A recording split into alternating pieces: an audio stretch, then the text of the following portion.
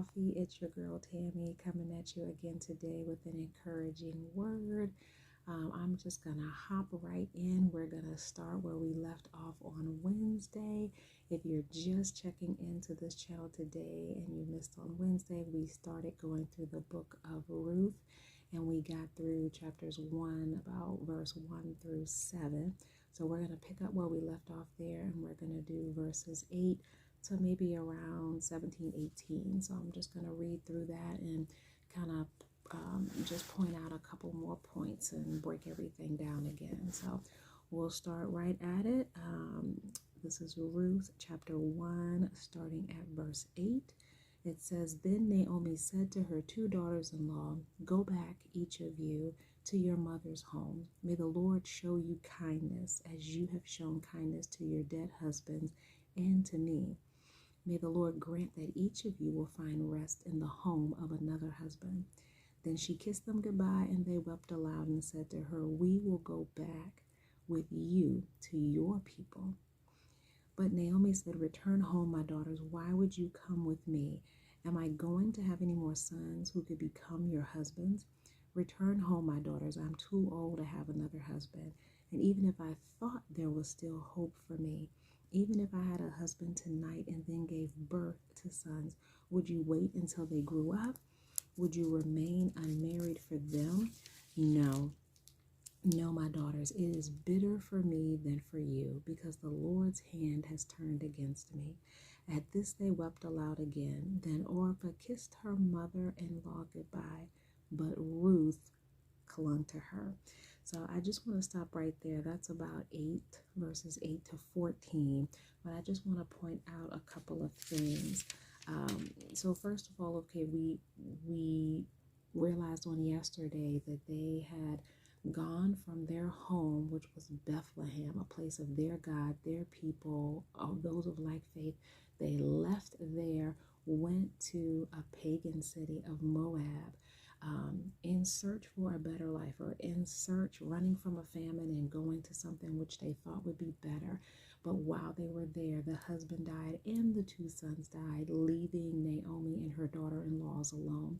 Then they realize, they hear that God is providing over here in Bethlehem, so they decide to leave that pagan God and go back to the God they knew. So we had made a couple of points on yesterday that, hey, sometimes you may be in a hard place, you may be going through a famine, and you leave the God you know, or you leave that place of faith that you know, and you go maybe to another place, or the way of the world, or to another culture where you feel like, oh, it's going to be better, or I see somebody else better over there, so I'm going to go over there, only to realize that it wasn't greener on the other side. It wasn't better over there. And you get a wake-up call and you decide to come back. So that's what Naomi did. She's coming back. But not only that, now she has along with her these 2 daughter-in-laws that are from Moab. So they're Moabite women, and they serve the pagan god. They're from this pagan city. Ruth decides to cling to her. Orpah, kind of changes her mind. At first, they're like, oh, we're going to go with you. Your people are going to be our people. We're going to go with you wherever you go. And then when Naomi kind of breaks it down and says, I have nothing to give you. I can't have any more sons. Even if I did, are you going to wait till they grow up? No, you need to go back and find you another husband. And Orpah was like, peace, you right. I'm going back. I'm going back to my pagan city. I'm going back and I'm going to find me another man. But Ruth decided to cling to her. And I think this is very important, because this is a opening of salvation for her. She's making a decision to leave this pagan city that she, which is all she knew, and she's leaving everything that she knew to give her life to God, to give her life to this God who she doesn't really know yet. She just knows through Naomi, and she is willing to give her life over and be committed to her. So I think that's such an important point, just to know that not only was it going to be beneficial for Naomi to go back, but now she's opened the door for Ruth to be introduced to her God.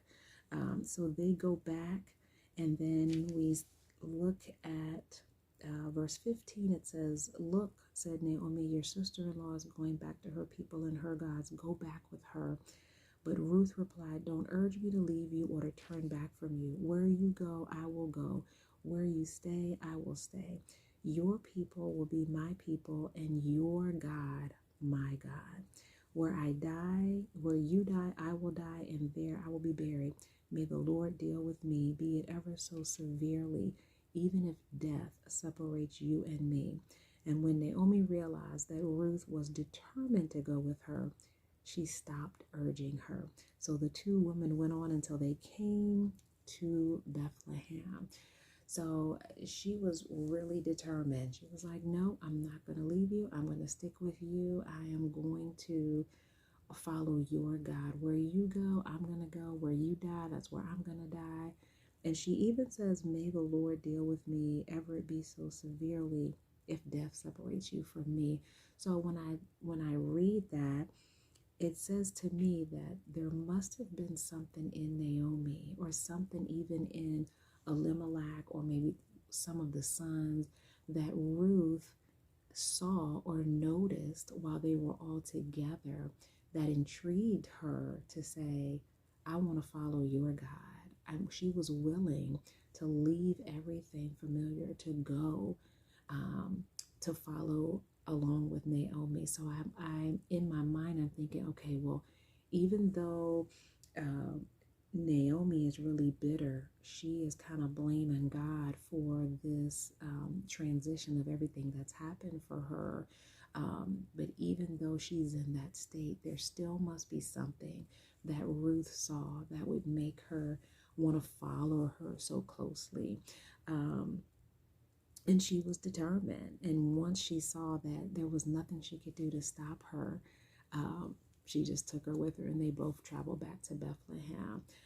Another point I want to make here is, so the first point is she opened the door for salvation so that Ruth could be introduced to God. The second point I want to make here is the point where Naomi is bitter. Naomi in verse 13, she says, the Lord has turned against me.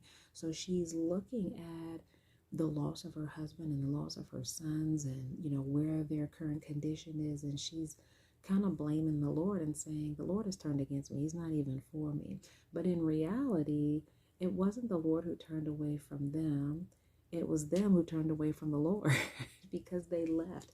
They left the God that they knew, and they went to this pagan city thinking, "I'm going for a better life. I'm escaping this famine." But God was still providing even in the midst of the famine.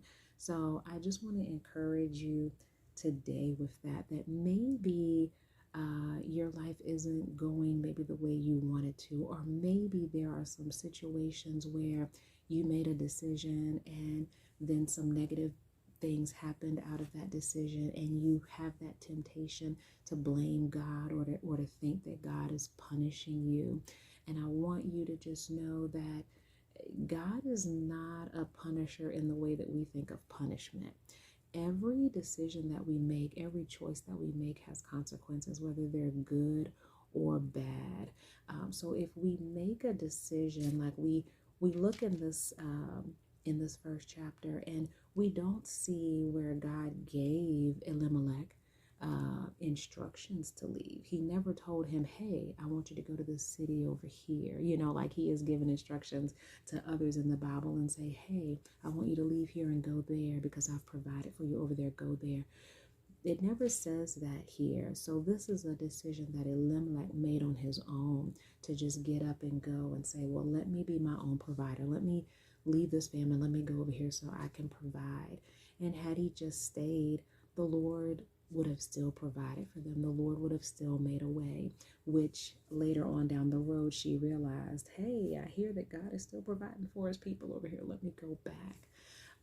So I just want to encourage you today that maybe if that's your situation, where maybe you've gone away, or maybe you've made some decisions and some consequences have happened because of that decision. I want you to kind of look back and do a inward search and say, okay, did I make that decision on my own?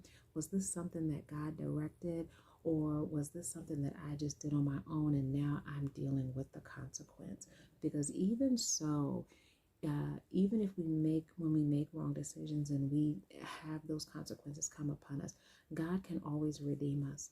God can always restore us, which we'll find as we keep reading here. This is what happens in the story of Ruth. This is really a story of redemption. It's really a story of restoration. And God can do the same thing for us, just like he did for her, just like he did for Naomi. So I just want you to think on that today. Like I said, I'm giving you a little bigger of a nugget on these Mondays, Wednesdays, and Fridays, but I just want you to delve a little bit deeper into the scriptures so that we can glean a little more out of these verses. So that's all I have for you today. Join me again on Monday, and we're just going to pick up where we left off and continue going through the book of Ruth. Be blessed, and we'll talk soon.